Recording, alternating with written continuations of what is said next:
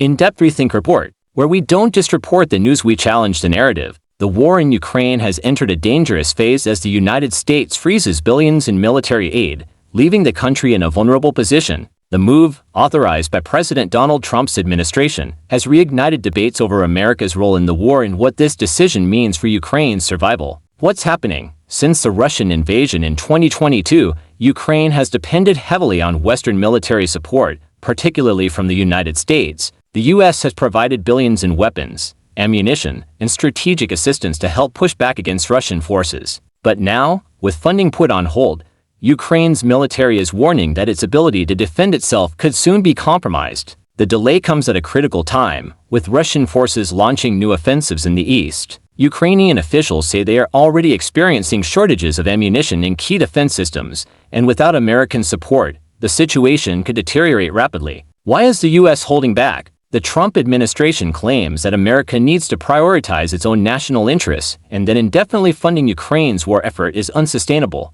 Some politicians argue that it's time for Europe to step up and take more responsibility for supporting Ukraine. Others, however, warn that pausing aid could be catastrophic. Military analysts say that Ukraine's defenses rely heavily on U.S. technology and intelligence. Without continued support, Russia could gain the upper hand, forcing Ukraine into a desperate fight for survival. The bigger picture: the freeze in aid is already reshaping global alliances. While the U.S. steps back, European leaders are scrambling to fill the gap, with France and Germany considering new arms shipments. But the question remains: can Ukraine sustain its fight without America's full backing? This isn't just about military aid, it's about global power dynamics. If Ukraine is forced to negotiate from a position of weakness, what message does that send to Russia? And if the U.S. abandons its commitment, how will that impact America's influence in future conflicts? One thing is clear: Ukraine isn't giving up. Its citizens have vowed to defend their country with or without U.S. support, but without the weapons and funding they were counting on, the future of the war is now more uncertain than ever.